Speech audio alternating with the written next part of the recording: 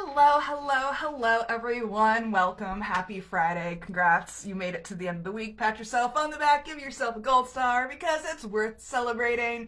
So, I'm Claire Jones, and if we haven't already met, I'm an author and small publisher committed to changing the world for the better through inclusive stories and practices. And I'm jumping on today to continue my self-published author series where I go over how to write, publish, and start selling your book in a year in 52 weeks. So if you're joining me, please like, comment, share below. And today we're talking about finding beta readers because you need to make sure that we can find paid readers who have significant social media followings and are willing to post reviews of our books. So there are a lot of conversations going on about beta readers. I've been seeing a lot of talk about this lately, and it's just very timely because we had the Author Vision podcast this week as well, where I spoke with another author about beta readers and how important they are to the process. So I'm not going to cover all of the things today, but if you're interested in all of the things, go to my self-published author 52-week planner. All the details can be found at linktr.ee/clairjoyance because there's only so much I can fit into 5 to 10 minute videos.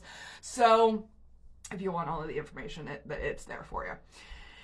I first mentioned beta readers in week 5 or episode 5, and this week, this episode, we're going to broadcast the call across all of our channels.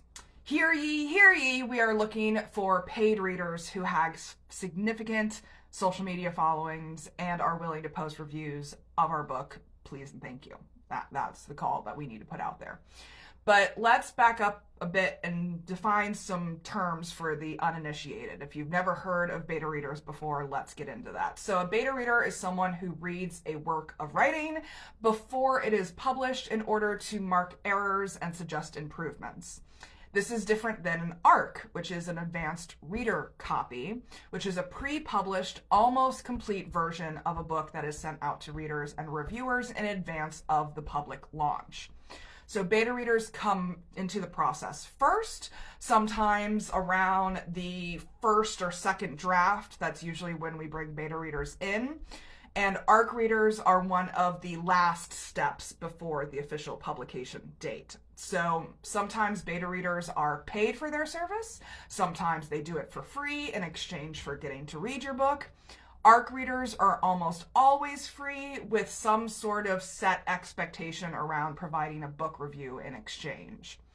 We are going to be paying our beta readers for our intents and purposes, and because we want to treat them as micro influencers and use their pre-existing audiences to our advantage. This is a clear-cut marketing exchange and increases the level of professionalism so that we don't get stuck with readers who ghost us or delay their deliverables. This is the biggest issue that I find or hear about with authors and beta readers, is that they just never get back to giving you the review. So this is why we set up a paid exchange that is professionally contracted so that we have a set expectation for when we get that deliverable. And that's why we pay our beta readers, because we want that level of professionalism in place so that we don't get ghosted, because that is a huge problem. So how exactly do we find these readers, though? First, I want you to take a look at all of your current social media followings. Across all of your platforms, all of your profiles, what is the total number of followers that you have? When I added up my LinkedIn, Facebook, Instagram, TikTok, and email lists last year, when I was doing the launch of my debut novel, I had around 6,000 total followers across the platforms. So I specifically sought out beta readers that could at least match, if not exceed, that total number of followers, because I wanted to make sure that I was getting reviews from people who had equal levels of visibility as me. Again, this is a clear-cut marketing exchange. This helped me narrow down my search for readers, as well as instantly qualify or disqualify those that were interested. Second, I created an online application form with all of the criteria and expectations. In it, I gave a brief description of my book and its word count, the expected compensation, as well as expected publication dates, both pre-orders and public. Offering this kind of application really streamlined the process so that I wasn't fielding a ton of questions from everyone who was indicating interest in becoming a beta reader for me.